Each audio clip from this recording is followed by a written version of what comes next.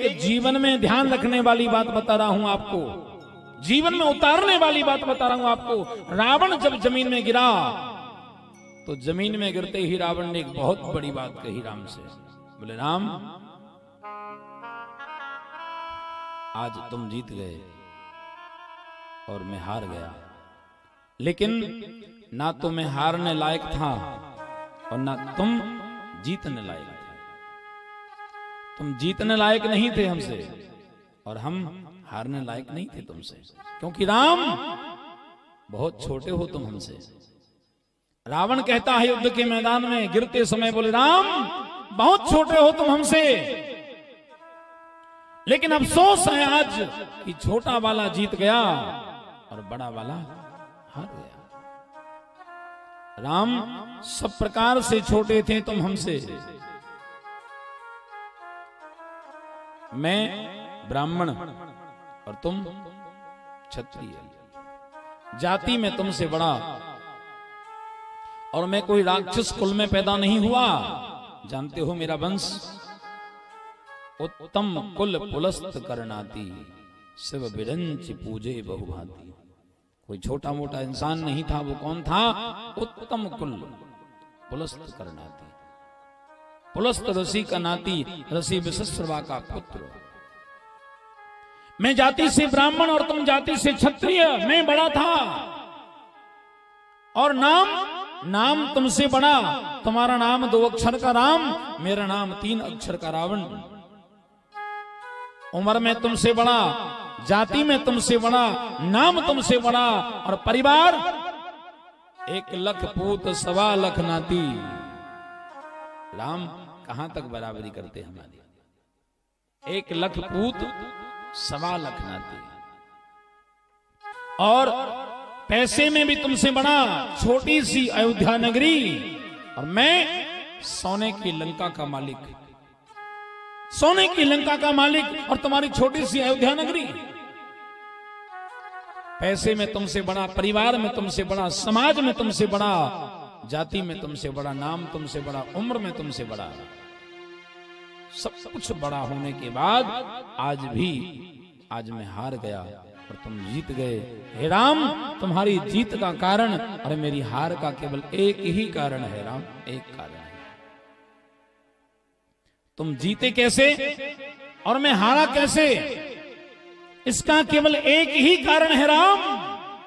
आज इस युद्ध के मैदान में मेरा भाई मेरे खिलाफ और तुम्हारा भाई तुम्हारे साथ, बस केवल एक ही कारण था मेरी हार का और तुम्हारी जीत का।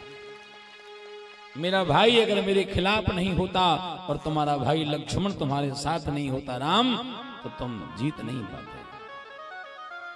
मेरा भाई अगर रहस्य की बात तुम्हें नहीं बताता तो तुम मुझे मार नहीं पाते। महाराज, ये रहस्य की बात विभीषण ने जो बताई, अगर राम को इस बात का पता नहीं चलता तो भगवान राम इतनी जल्दी रावण को मार नहीं पाते। मेरे भाई, मेरे कहने का अर्थ यह है कि आपके घर में, आपके परिवार में, भाई भाई में, पिता पुत्र में अगर एकता नहीं है, आपके भाई भाई में अगर प्रेम नहीं है, तो आप कितने पैसे वाले हो, कितने धनवान हो, कितने मान सम्मान तुम्हारे पास हो, कितना ऊंचा पद तुम्हारे पास हो, कितनी संपत्ति तुम्हारे पास हो, अगर आपके भाई भाई में बनती नहीं है, पिता पुत्र में प्रेम नहीं है, आपके परिवार में अगर प्रेम नहीं है, तो कोई छोटा सा व्यक्ति भी तुम्हारे परिवार को गिरा सकता है, तुम्हारे परिवार को मिटा सकता है। और आपके पास ज्यादा ताकत नहीं है, ज्यादा पैसा नहीं है, ज्यादा बड़ा परिवार नहीं है, लेकिन भाई भाई में अगर प्रेम है, भाई भाई में अगर प्रेम है, पिता पुत्र में अगर प्रेम है, परिवार के लोगों में अगर एकता है, तो दुनिया का कोई कितना ताकतवर इंसान हो, तुम्हारा कुछ नहीं बिगाड़ सकता। और अगर भाई भाई में प्रेम नहीं है,